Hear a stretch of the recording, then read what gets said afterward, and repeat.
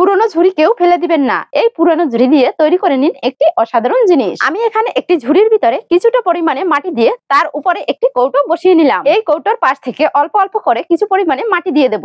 মাটিটা দেওয়ার সময় অবশ্যই খেয়াল রাখতে হবে যেন কৌটোটা পাশে সরে না যায়। মাটিটা অবশ্যই এখানে উঁচু করে দিতে হবে।